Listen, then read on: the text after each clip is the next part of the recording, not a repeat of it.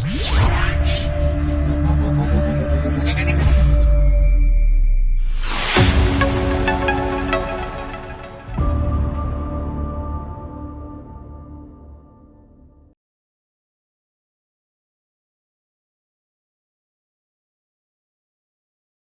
Gentlemen, it's a pleasure to have you here with us, to all of us out here and the digital audiences who will be watching us. Now, before we get started, I think cumulatively on this stage, there's over 100 years of hindsight experience that comes about when it comes to the Indian IT space. 100 years each or 100 years cumulatively? Cumulatively. I said cumulatively. I knew you'll catch me on that. So cumulatively over 100 years. And through the past few decades, there have been a lot of these buzzwords that have come about, right? We had the BBSs, the bulletin board systems that came in, then you had the information superhighway, you had the Y2K, the dot-com boom, the IT boom, cloud, a few more that you've tried to forget possibly. So is AI this decade's entry, or is it, in the Dilbert fashion, a truly epochal paradigm shift? Gentlemen? Well, I really think it is a paradigm shift because it is going to change the way we look at the world, organizations, our own careers. So there's no doubt it's a paradigm shift. How long it will take us, whether the reality will actually justify the hype that is today there, I think that's something we still have to wait and see. But clearly reimagination, re-engineering, re-architecting, everything is on the cards with artificial intelligence. Lovely. Mr. Chandrashekhar? Yeah, I do think that it's qualitatively different from all the other revolutions which we talk about, whether it is the industrial revolution or the steam engine or electricity.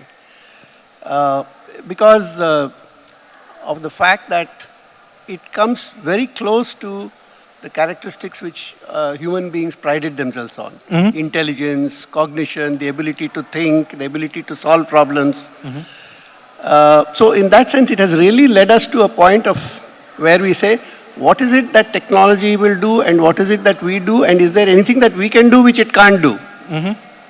And I think that's what makes it very different, and it's the pace at which it is growing. Mm-hmm. It's increasing. Uh-huh. And as has often been said, when AI starts building AI, then it's going to be even more exponential. Uh-huh. So I think we are confronted with very basic questions of what it means to be human. Mm-hmm. And we've seen that memory was slowly discounted when computers and memory chips and all that came.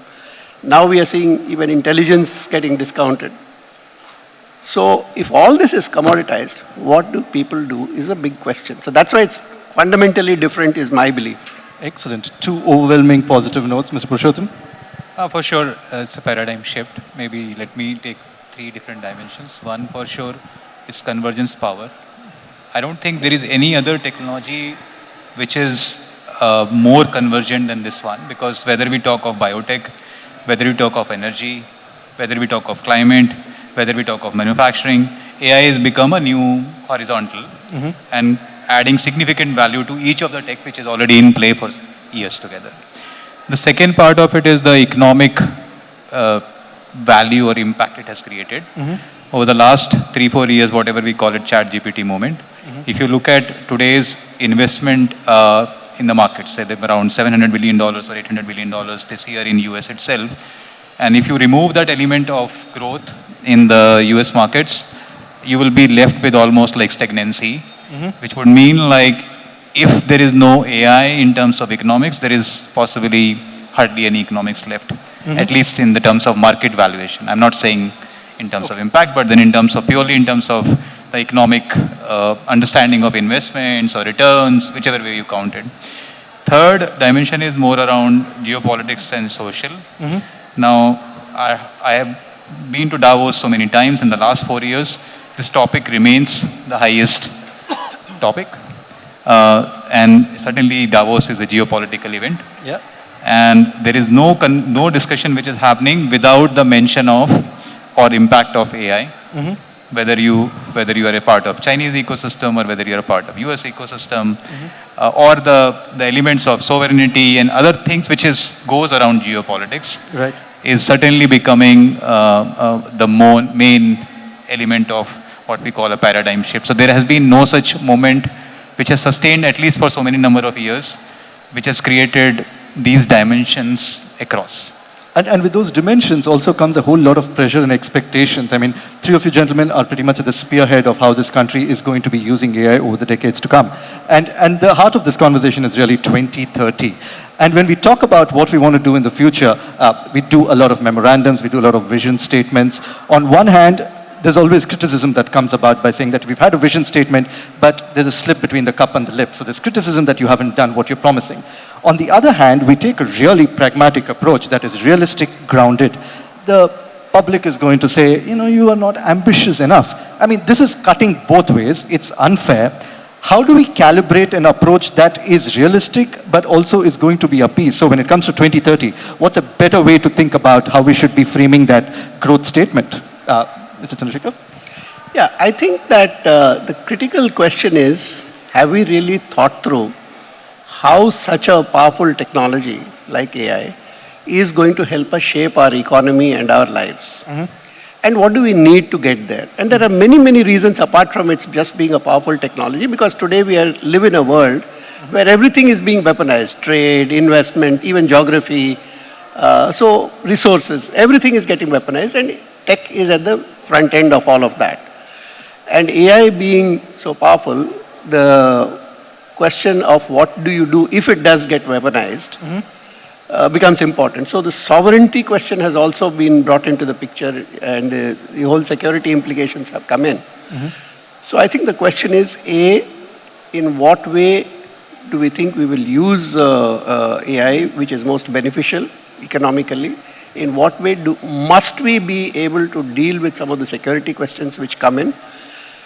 And have we thought it through? So I would emphasize much more on actually charting the course and then stepping on the gas pedal, rather than saying, like the famous story goes of somebody who went on a visit, on a tour to Dubai or someplace, and told the taxi driver, just take me around because I want to see the place.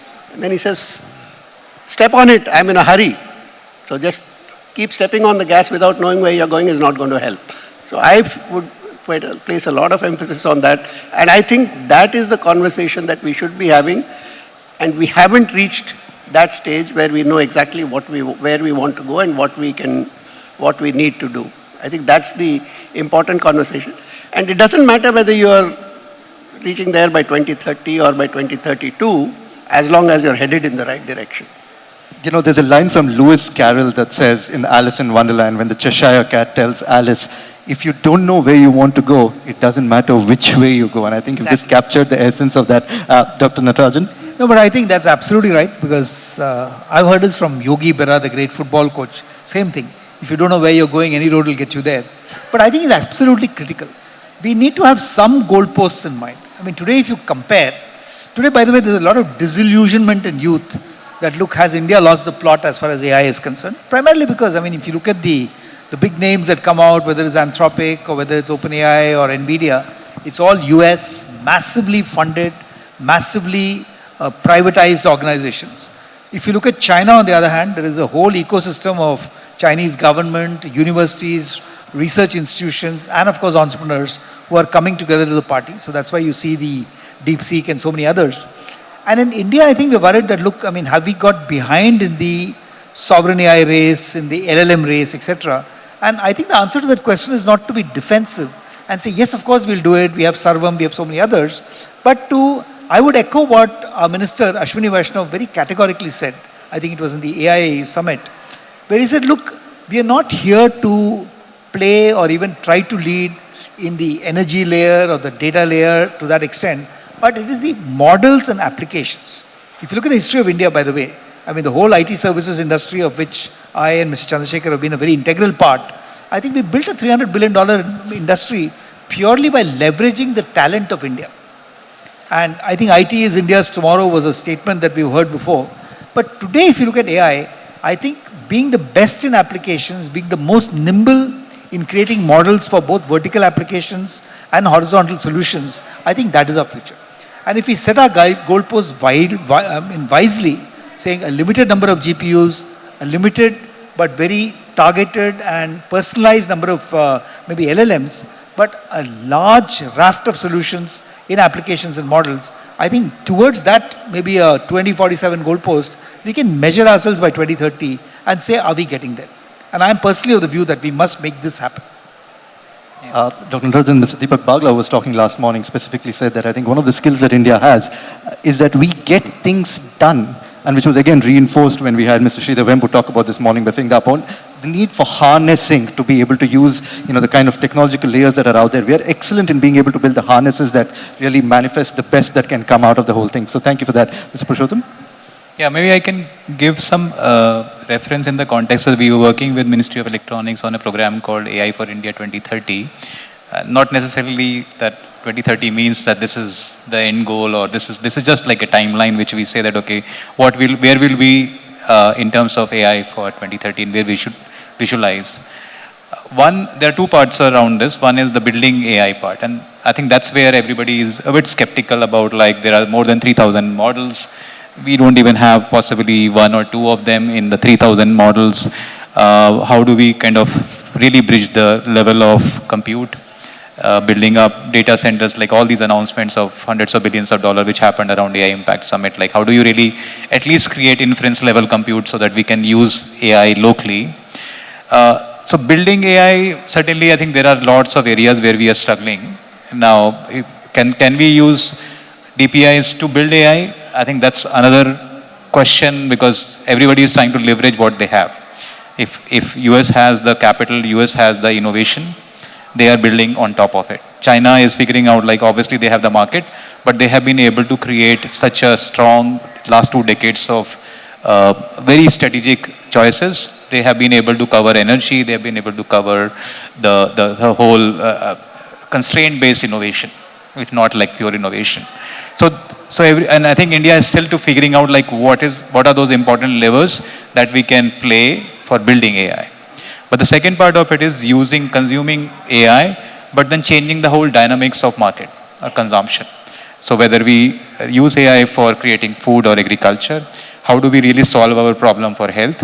How do we really look at shaping our cities for future using AI? How do we look at education using AI? Those are the bigger levers for India to figure out, like, how do we really make technology work for ourselves? And that is where the big gaps are. And if we are like shaping up goals for 2030 or 2047, or where we should be in terms of building AI, I think there will be more execution-based goals on how will we use AI.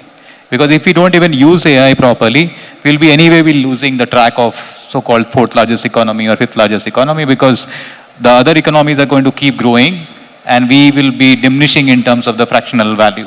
So that's something which is an important element of how do we really solve. We talked about Sarvam, because India is going to be the biggest gap in terms of vernacular. I mean, like, we are the knowledge of how many people are able to read and write. Unless we solve the vernacular angle, we will not be able to use AI. Similarly, like, figuring out how do we manage the element of governance, how do we look at who will pay for it. The bigger problem that we have seen in using technologies for domain is, like, finally, if someone is building technology, how will he get paid and who will pay for it? Like, farmers are not going to pay for technology that is getting used, and neither the patients are possibly in some form and shape will pay for it. So how do we really work out a model which is going to be the real problem solver for figuring out the economics behind it? So that's something, these are the angles which we'll need to possibly see for 2030 or 2047. How do we solve the milestones of building AI, and how do we solve the problem of consuming AI? You know, I heard the word sovereign a couple of times out here, and you referred to the other countries as well. In pure sciences research, there is a very grounding belief that we stand on the shoulders of giants. You might make something absolutely breakthrough, but there's a lot of precedence and prior knowledge that's really helping you get where you are out there. And we see the word sovereign that's been bandied around so much. And last evening, in fact, for many of you who were out here, we had a conversation with Mr. Sharat Sanghi from NASA and Mr. Gaurav Agarwal, the Chief AI Officer at Geo.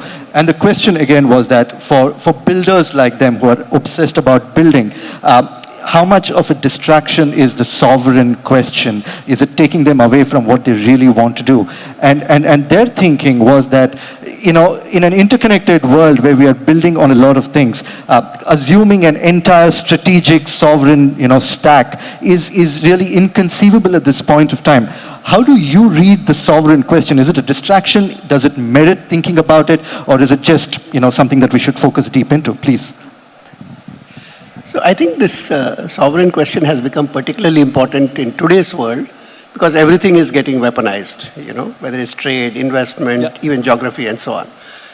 So sovereignty here is essentially the question of, will we be in control of our destiny and our assets and our resources going forward, or will that be controlled somewhere else where there is a so-called kill switch which sits outside of the country? That's a big apprehension.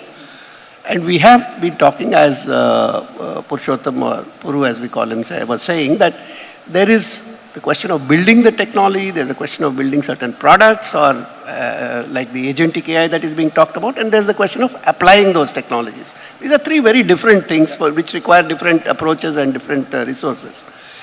I think sometimes people tend to underestimate the whole, what is required for actually utilizing and deploying it, because you come to things like institutional mechanisms, business models, fears and which drive decision making. So there are all those factors which you have to deal with. And the economics of it plays out very differently in an economy like India. So I think given the kind of expertise which India has built in terms of applying IT, we have what it takes to understand what does it take beyond the technology alone to actually make AI adoption successful. So in terms of control, when we talk about AI, so that control is not built by your building everything in all these three layers. It's not possible. But some of the crucial things, at least, whatever you can build, you need to build, like efforts which are being made in the semiconductor missions, ISM-1 and 2, for example. What you can't build, you try to source through friends, but in an interdependent world, you try to make sure that they have something that you need, you have something that they need, so that you are not completely at somebody else's risk. And finally, if there are many people who supply the same thing all over, we needn't worry unduly, because if X tries to act funny, you can go to somebody else. So I think you have to very strategically target specific pieces in this whole stack. You have to decide which one falls in the one where we need to have a minimum capability, and which one we will depend on, the equivalent of friend shoring, and which one we will depend on the market to get. But the crucial question is, how do we create value here much more than what we are bringing in from outside? I think that is the whole game. And I do believe that India has a huge opportunity in terms of applying and using AI in the areas relevant to sustainable development goals, in healthcare, in agriculture, in education, and so on. Those are the things for which we can create models which actually deal with all these questions of economics, institutions. Finally, I don't want to take too much time, but there's a lot of innovation that is happening. We have a very good startup ecosystem. But I believe that this whole transformation of healthcare or agriculture is not going to just be a sigma of all these startups. There's a whole lot of action which is required to actually push the ecosystem in a particular direction. And that's what government has done in certain areas. If you look at the whole telecom revolution, how it happened, you look at the IT revolution, government has set the paradigm, and it's the ecosystem and the private sector which has delivered, both in terms of speed and in terms of scale.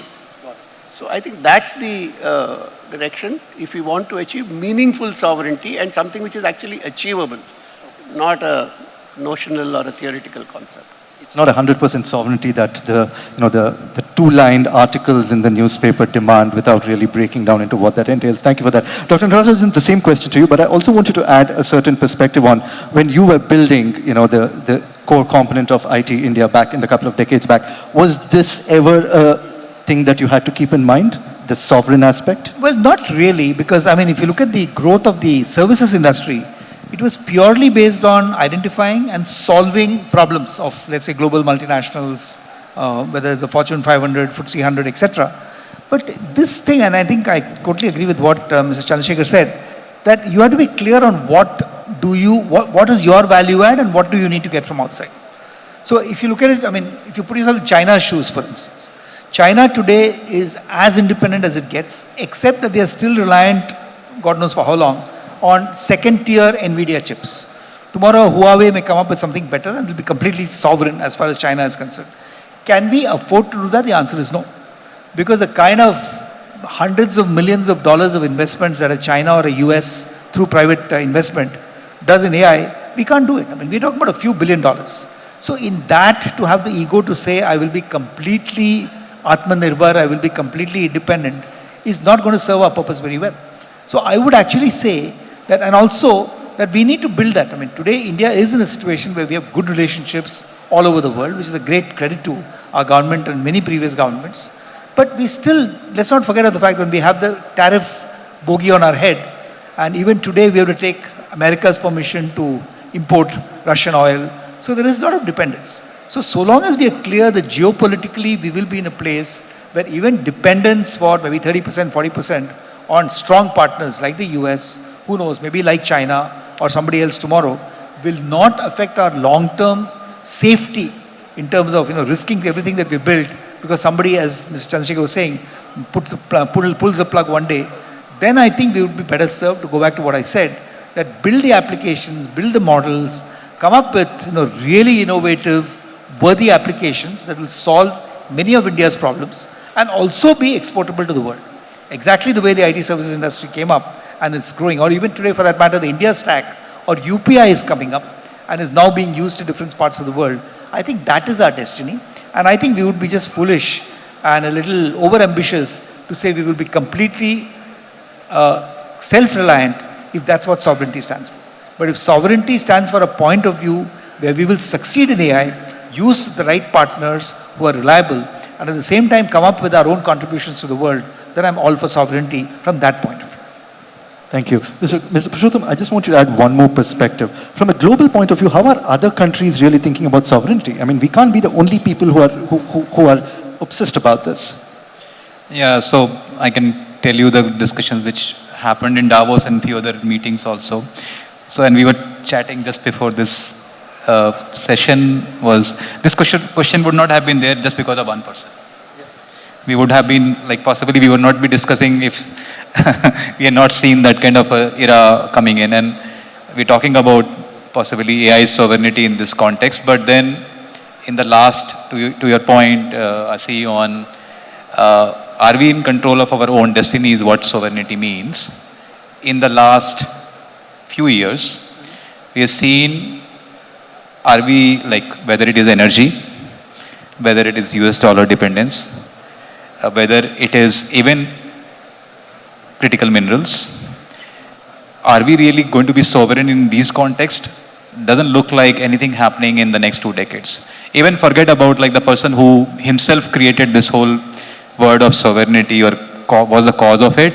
He himself went ahead and asking for like all your missiles are burned, now you have to create planes, you have to create against them the defense weapon, but you don't have minerals for that. So you go there and beg for it or whatever.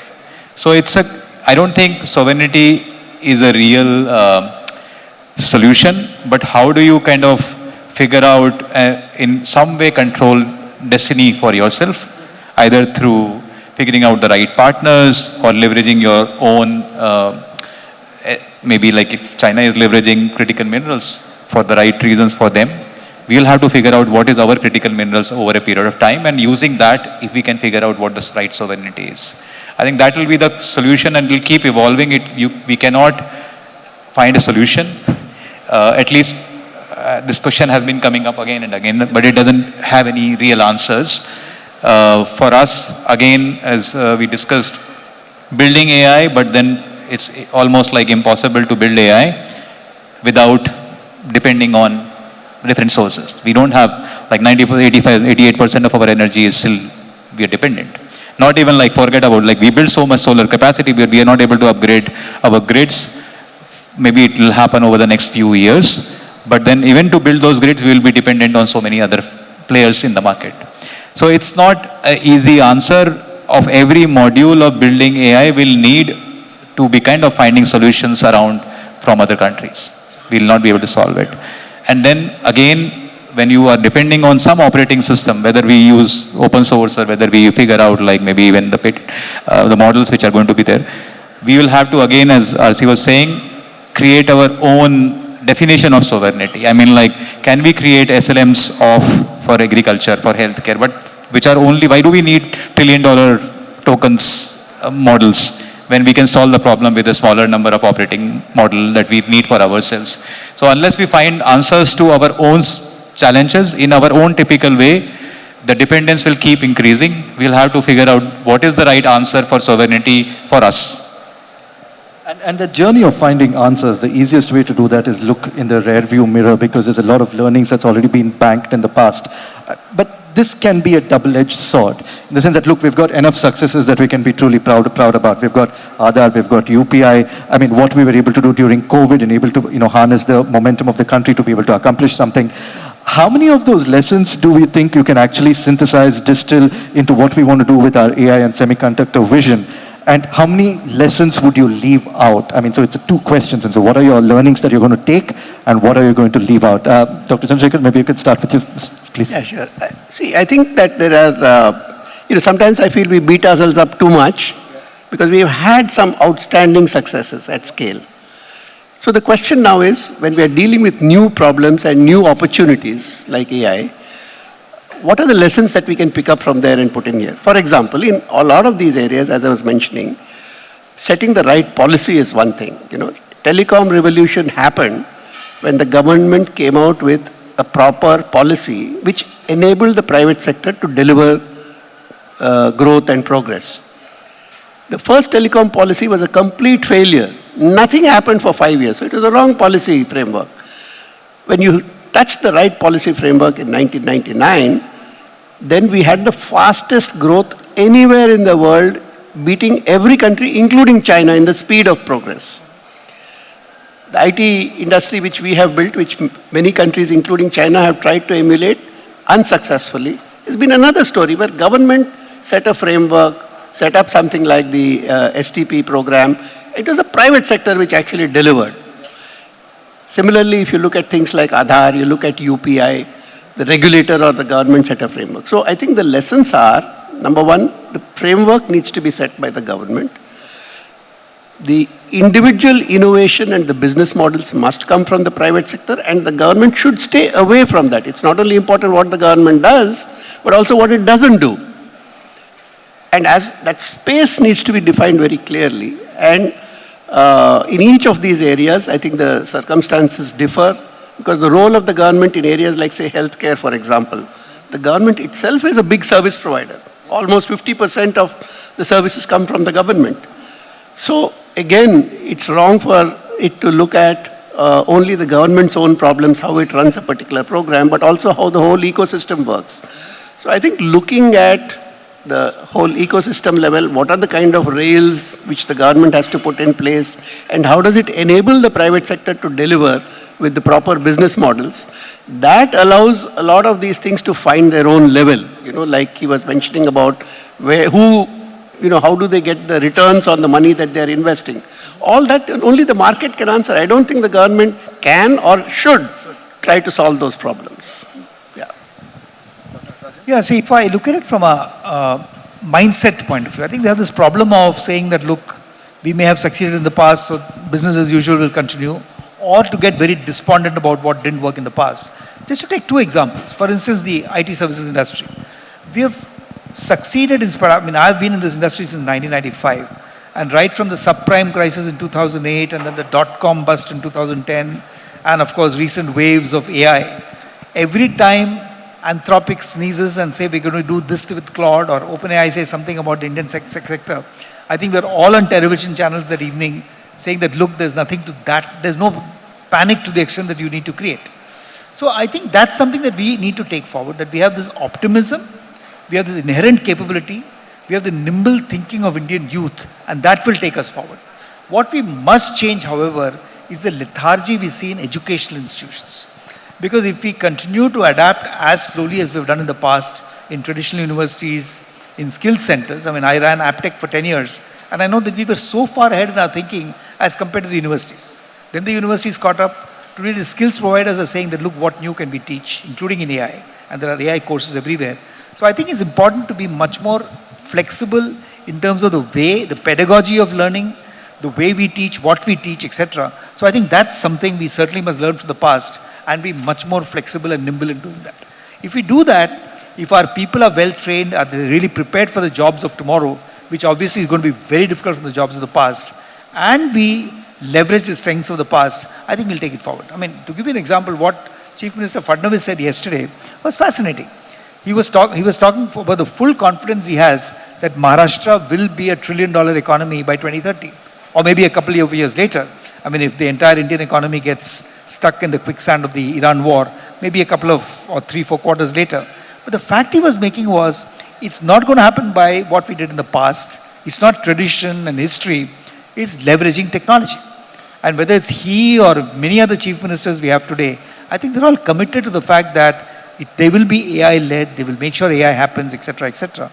And what Sridhar Vembu said yesterday, I mean this morning, for instance, when he was talking about this whole example and somebody asked him, I think Arnab Goswami asked him, saying that, look, what are you going to look at for the future?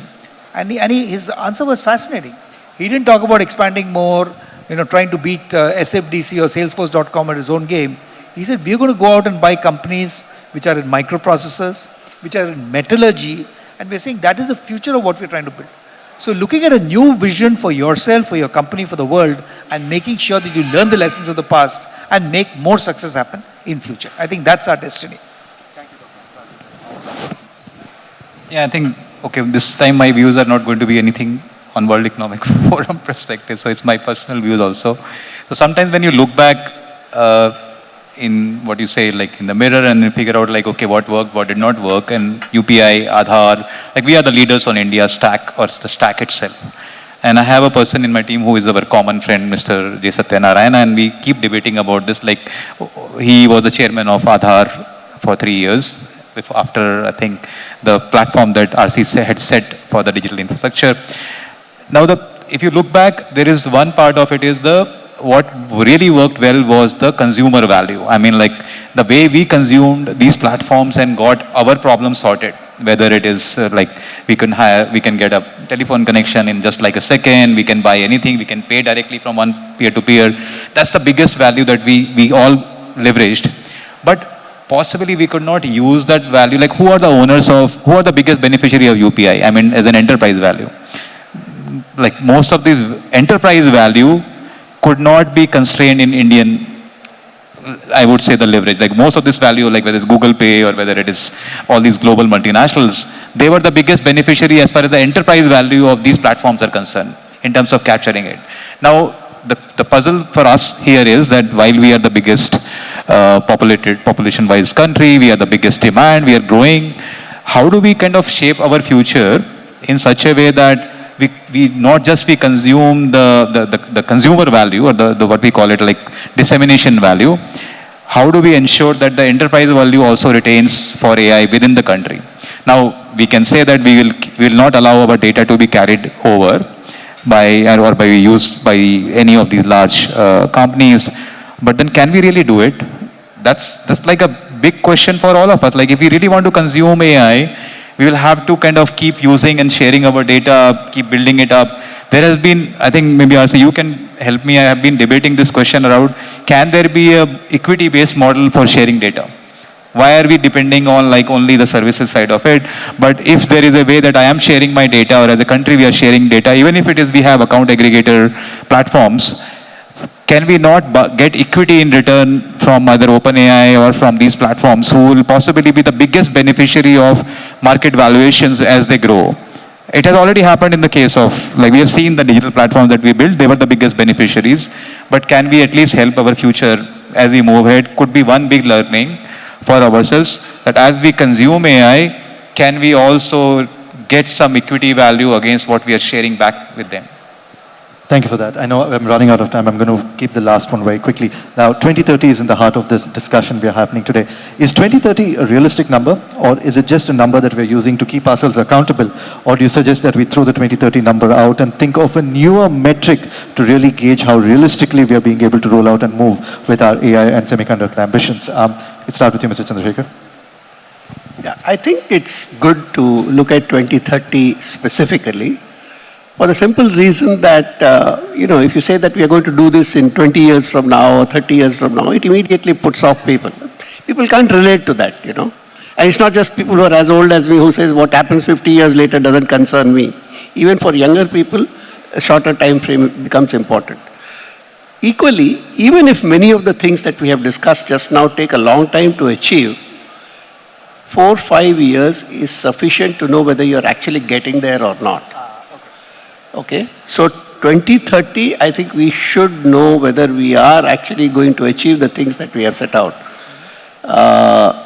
And then for each of them, we'll need to develop the metrics. If you are ready today, you can set out the metric. This is where I want to be by 2030. But if you are not, at least you can say that by 2030, this is the stage that we reach. I mean, take examples like semiconductor mission.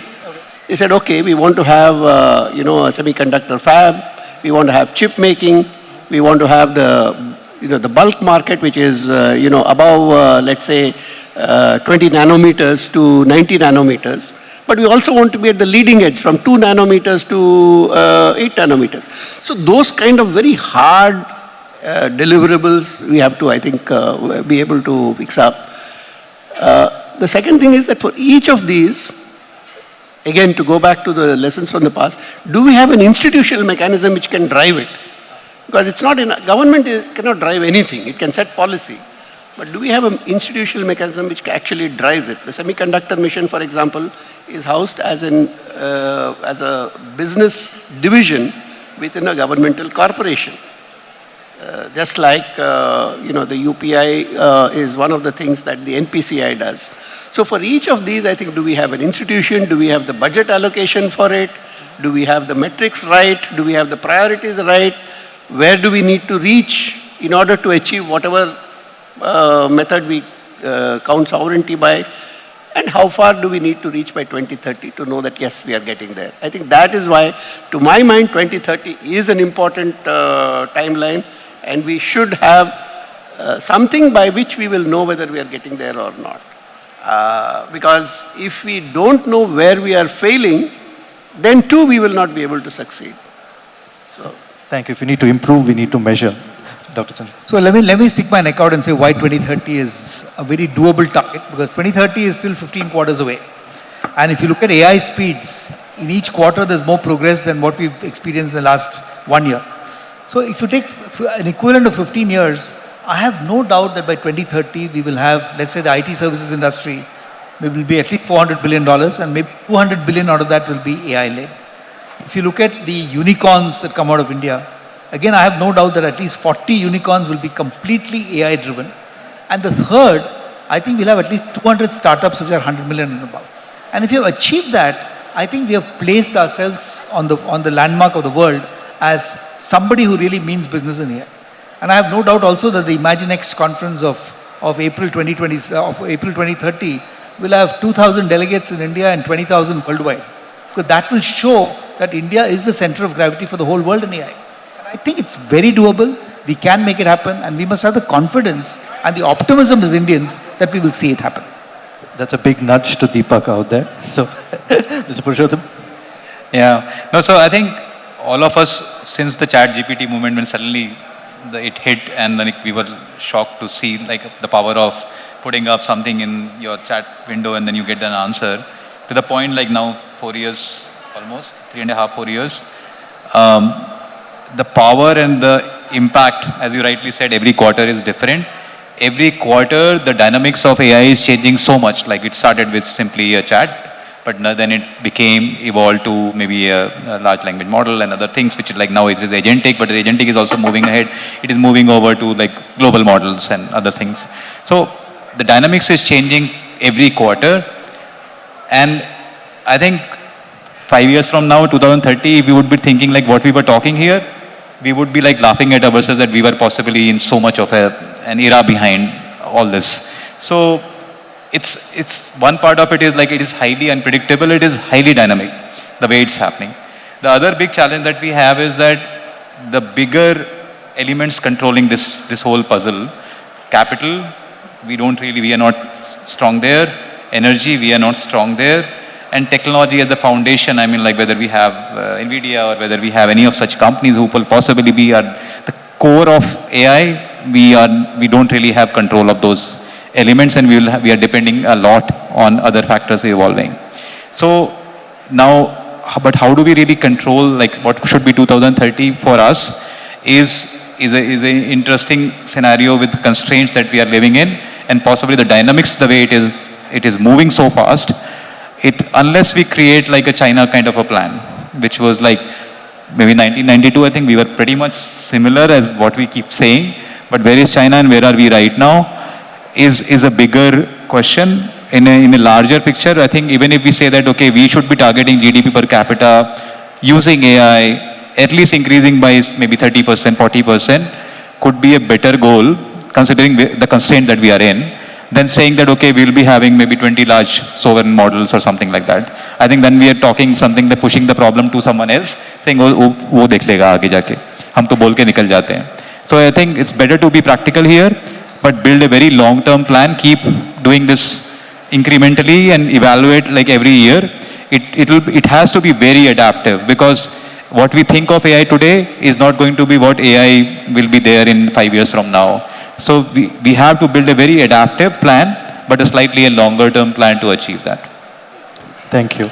I know we have 4 minutes over time, and this might be the last panel here at ImagineX 2026, but this is the panel that captures the essence of what the last 2 days have been. It's been an overwhelming reality check as to what the possibilities are and what the steps are to reach that goal.